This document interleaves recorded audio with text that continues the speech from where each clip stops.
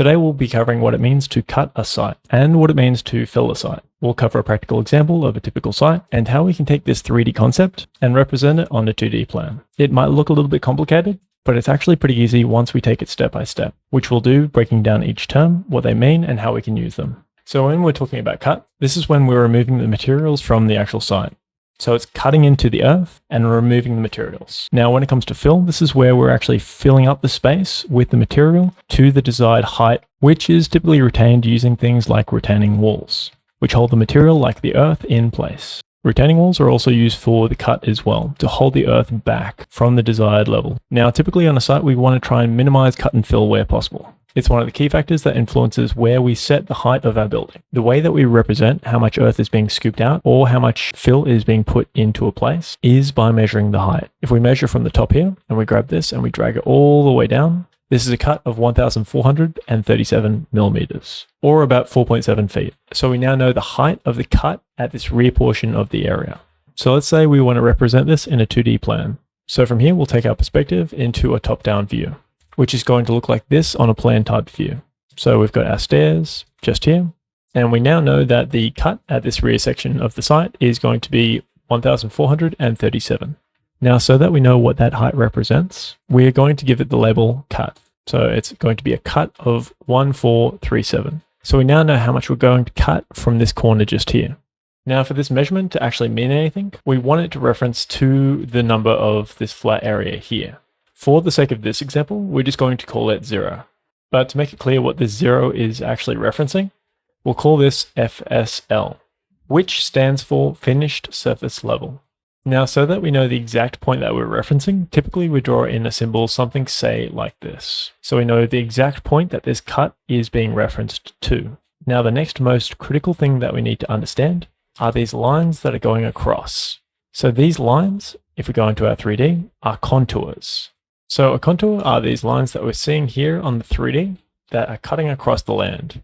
Each one of these lines represents a height. The purpose that contours serve is that they give us an incremental difference in height over the surface of the terrain at regular increments of height difference. Don't worry, it'll make sense in just a second. This is critical to understanding heights and measurements for a site, as well as cut and fill. If we take this contour just here and we measure its height from here to the next contour, it's 500 millimeters. Now, if we take the measurement from this contour to the next contour, we're going to notice it's also 500 millimeters. So we now know what contours represent. The actual height of the actual land itself in increments across the slope. So these contours here that we're seeing on this floor plan that are coming across our site, they would typically have a number associated with the height of that point of the land. So if we now apply the heights to those contours, it's going to look a little bit more like this. So each one of these contours represents a difference in height. So this line here is 500 millimeters higher than this point here. So what if the platform was actually really, really high, like really high up in a mountain somewhere? What if this platform was actually 23.5 meters high? Well, things would look a little bit different. So if we went to our floor plan, so 23,500 millimeters or 23.5 meters. Realistically, this is what a site is more likely going to look like. You're typically not going to get that nice and easy 0. But these numbers are easy once we understand that they're just representing the difference in height along the actual slope itself. Then we get to choose the actual height of the building or surface. We typically choose this height to try and avoid cutting and filling where possible because of labor cost as well as material cost. Now that we've got our cut, we want to show 2 more pieces of information. So as a refresher, FSL is Finished Surface Level. So what is the finished surface level going to be after we've made the cut? NGL stands for Natural Ground Line. This is where we'll point out what the height of the ground was before we made the cut into the earth and removed the material. To find the natural ground height, within our software, we can typically use a specialized dimension tool to click on a point of the mesh.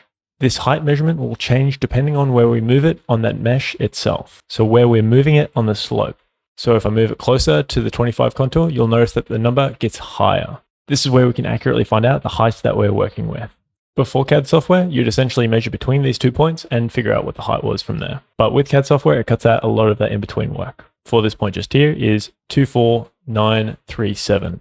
Now, if we're using software like ArchiCAD, we can take this note and we can add in the extra dimensions just underneath it. For the finished surface level, we're going to go 23500. And then for the cut, CUT 1437. So for any point that we're trying to measure, we're typically showing these three things: finished surface level, natural ground level, and also the cut/fill. Now to take everything that we've learned here, we can now practically apply this information to a site. We've got our contours, we've got our measurements, our retaining walls, and an extra little feature. You'll notice these different colors emanating from the different corners of the site. So the red starting from this corner here and fading out, and the blue starting from here and fading out this way. This is showing the intensity of the cut and fill. So if we now look at this in 3D, we can see that the site is being cut at this point here, and it's being filled in this lower point down here. And we can visually see this in a colored representation using these gradients. In ArchiCAD, typically I just use a linear gradient fill, and I start its origin point from near where the heaviest point of the cut is, which in this case is going to be in this corner.